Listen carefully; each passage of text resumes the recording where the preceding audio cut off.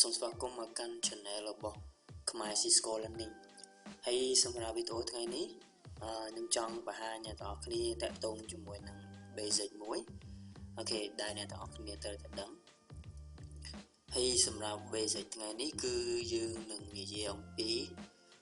របៀបនៃការ enable remote desktop នៅលើ Windows Server 2016អូខេហើយតាក់ទងជាមួយនឹង remote desktop នេះគឺវាមានសារៈសំខាន់មែនទែន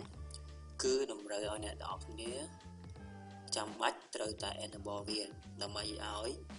យើងអាច access ទៅកាន់ Windows Server ហ្នឹងតាមរយៈ IP address ឬក៏ username និង password ដែលយើង get ព័ត៌មានពី Windows Server ហ្នឹងអ្វីដែលជាចាំបាច់គឺអ្នកទាំងអស់គ្នាត្រូវតែចេះរបៀបនៃការ enable feature ហ្នឹងនៅលើ Windows Server 2016សិន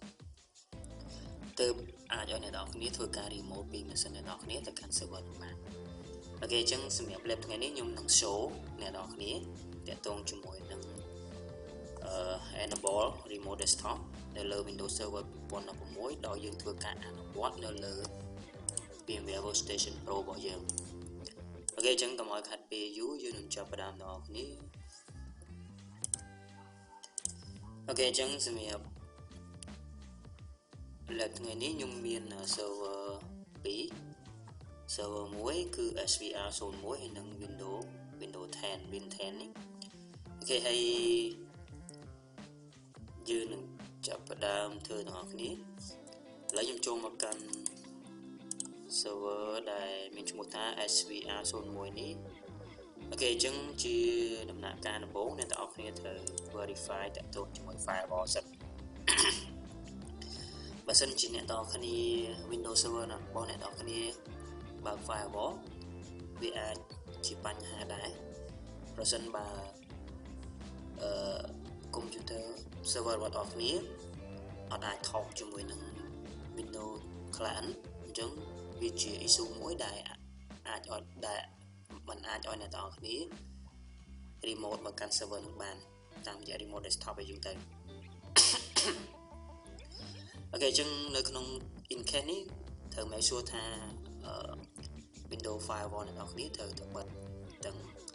server ហើយនិង client អូខេប៉ុន្តែវាមិនមែនជា requirement ដែលអ្នកនរគ្នាត្រូវតែបិទរហូតទេអញ្ចឹងអ្នកនរគ្នាត្រូវតែ enable វា in case ណាមួយយើងអាច specific allow ឲ្យ IP address ឬមួយក៏ port ណាមួយអាច access មកកាន់ server ហ្នឹងប៉ុន្តែសម្រាប់ថ្ងៃនេះគឺខ្ញុំ turn off ទាំងពីរទាំង server ហើយនិង client គេឥឡូវយើងទៅ verify ដល់គ្នា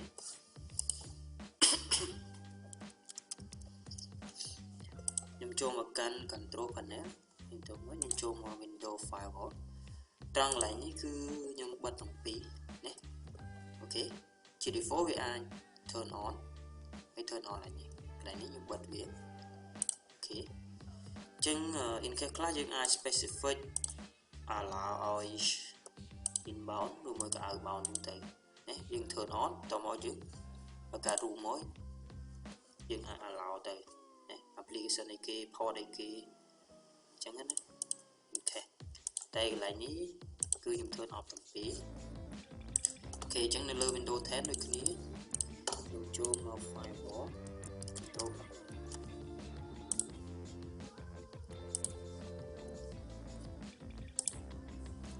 អត់ទាំងពីរណា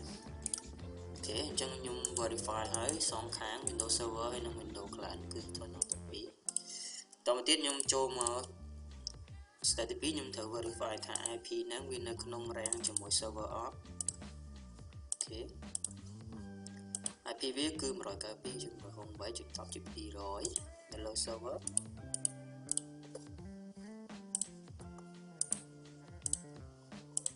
អូខេ 192.168.10.100 អូខេបន្ទាប់ពីយើង verify IP ទៅក្នុង range ជាមួយហើយតមកទៀតយើងចាប់ផ្ដើមគឺវាតើវាស្គាល់គ្នាអត់ client ជា200ណាវាស្គាល់គ្នាហើយចឹងអ្នកនរគ្នាអាចធីម .a ចឹងទៅដើម្បីដឹងថា IP នឹងឈ្មោះអីគេ computer នឹងឈ្មោះអី Windows 10ណា trên này lơ Windows là ảnh cứ dân thưa được kia vì ai phim đợi mong tới tao đợi chút vậy ok chứng